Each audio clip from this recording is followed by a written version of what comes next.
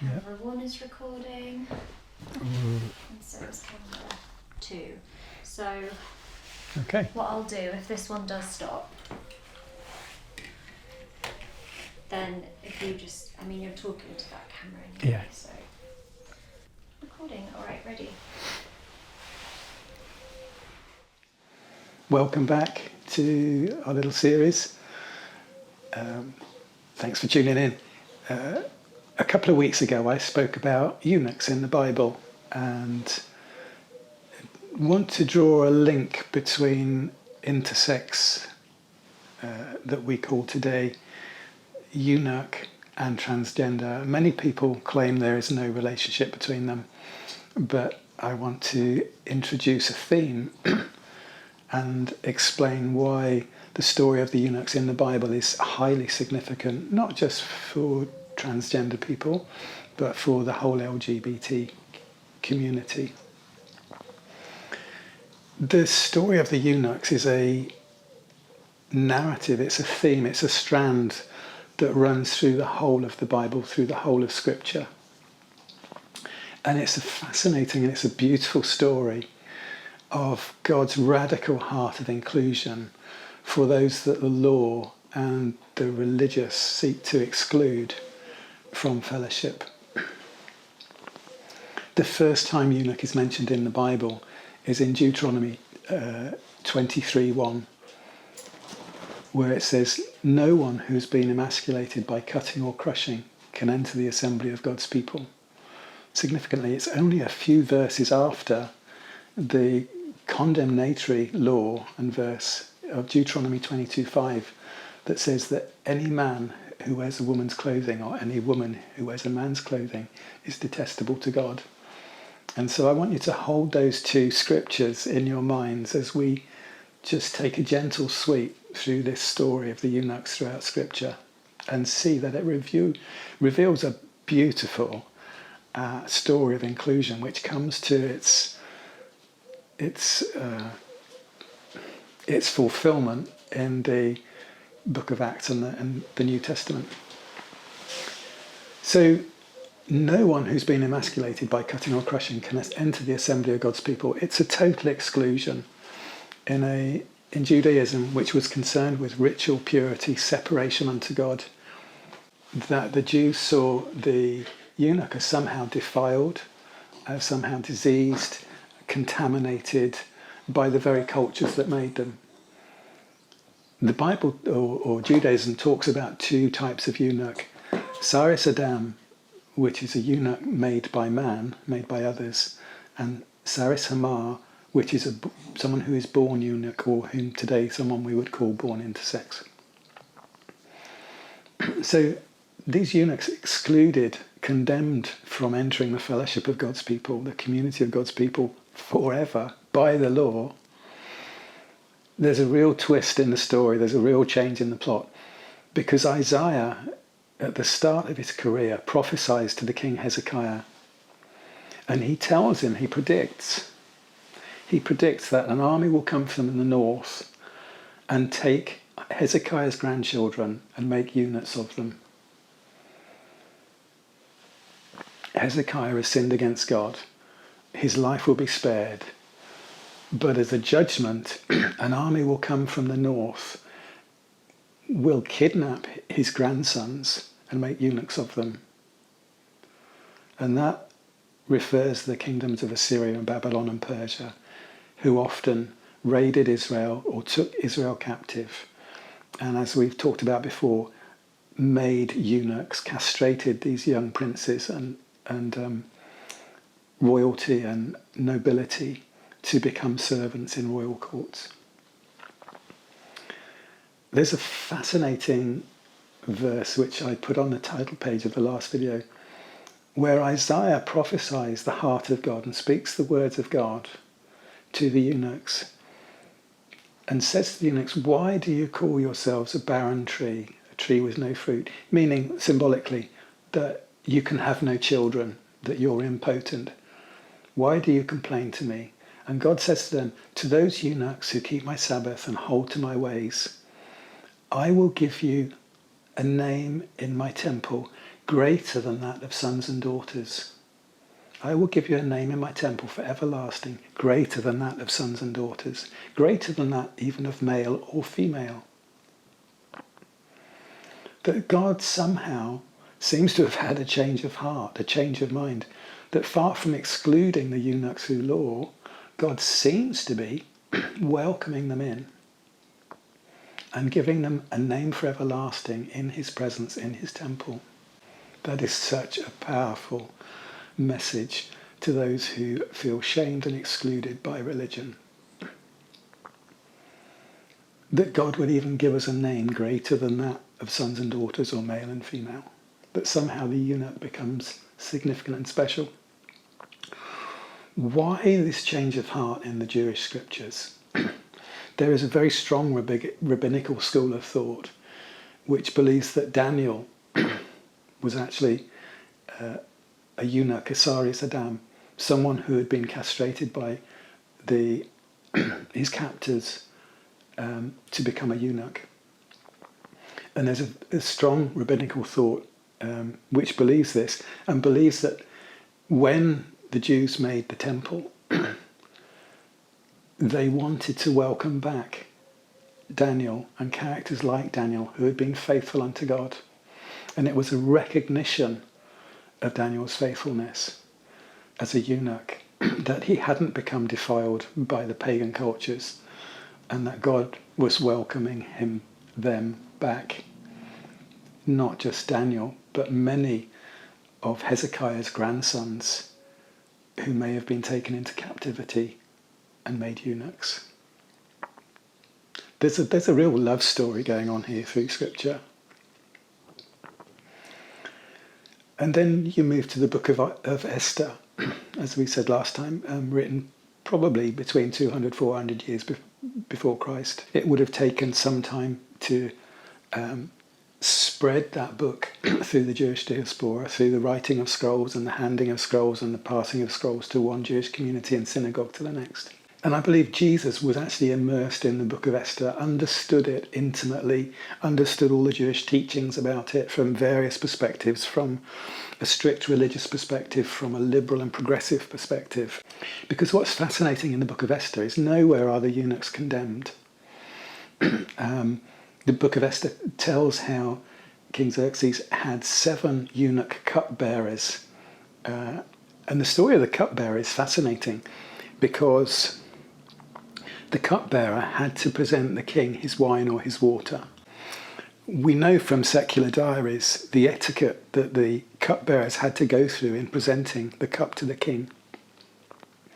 They would have to hold the cup in their right hand and pour some of the wine or the water into the palm of their hand. And then in the presence and full sight of the king, they would have to drink. If that drink was poisoned, they were the ones who would die. And what it showed was that they were on the king's side, that the king had their loyalty. And that what developed was a beautiful trust between the eunuchs and the kings. So the 7 cupbearers are highly significant. And what's revealed is their intimacy and the trust between them and the king. That it was in their interests to serve the king, to be faithful to the king. But then there are characters like Haggai, who was the guardian of the king's concubines, who oversaw the guards, who protected all the king's concubines. And he was a eunuch. He was operating in obviously a very male identity and male role, and masculine stereotypical role. But then you've got the character Shashgaz. And they were the eunuch who oversaw Queen Esther's beauty treatments for 12 months. I'd love to have talked to them. They anointed her with oils for 6 months. And then there was another 6 months of beauty treatments. And it was these two who prepared Esther, who prepared this young virgin concubine to steal the king's heart. And this is beautiful because they understood the heart of the king, but they also were skilled and compassionate and caring and sensitive enough to be able to school this young queen to be.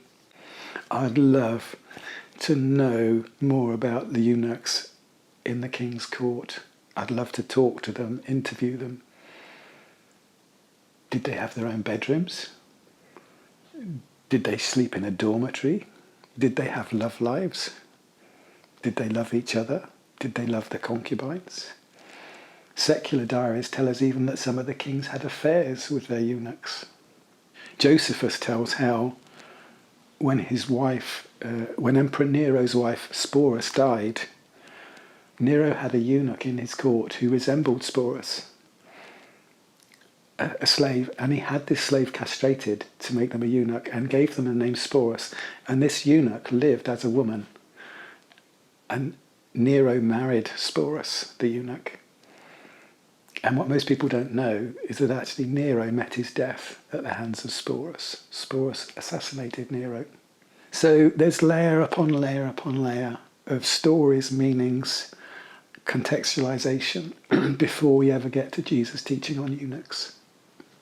It's only as we immerse ourselves in studying the history of eunuchs throughout various cultures and ages that we begin to build some understanding of the psyche of eunuchs, of the culture, the behaviours, the relationships. One of the most fascinating things I discovered and unearthed, which the church doesn't want you to know about, is that this sort of Christian legalism, this fundamentalism, led to the Pope in the 1500s taking Paul's teaching that women must be silent in the church to its logical conclusion and banned women from speaking in the church, singing in the church, but went wider than that as Pope of the nations, forbade women to perform on any stage.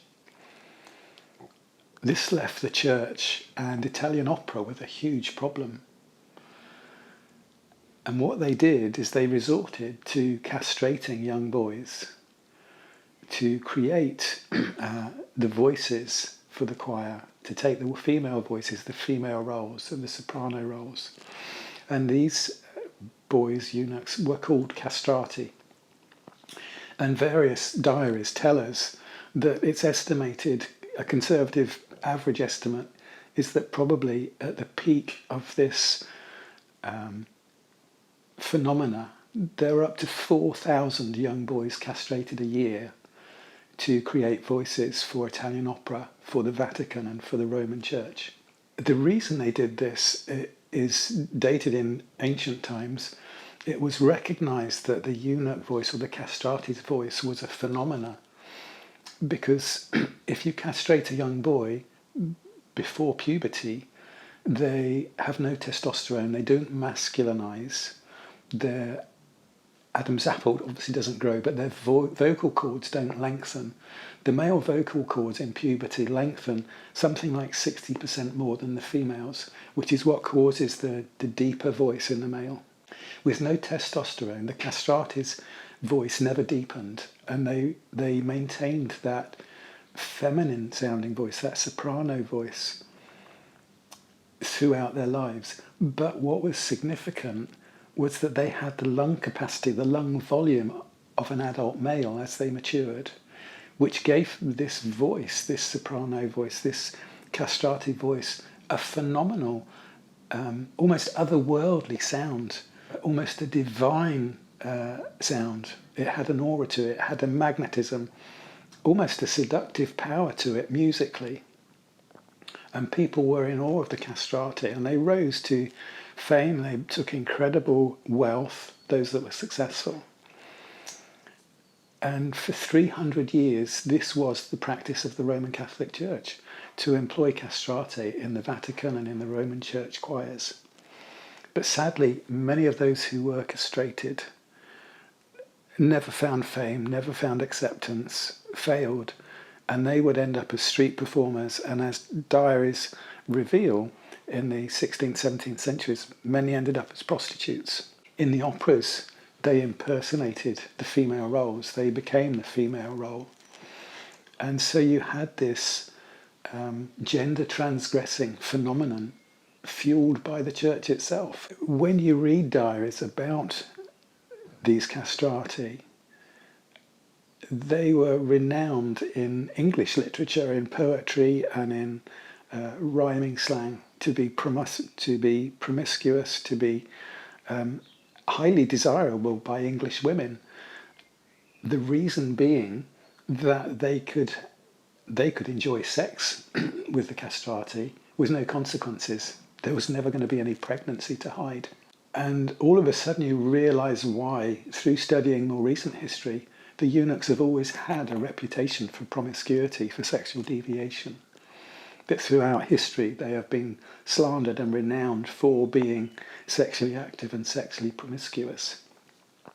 And as I say, the diaries and the English records make jokes about how the English ladies chased the castrati. So it's only by studying history that we start to create a more full picture of who the eunuchs might have been throughout history, throughout culture, and some of the dynamics, the relationships, the physical relationships they may have had. In the book, The Last Eunuch of China, the writer, the author, is the last living eunuch who served the last Chinese emperor.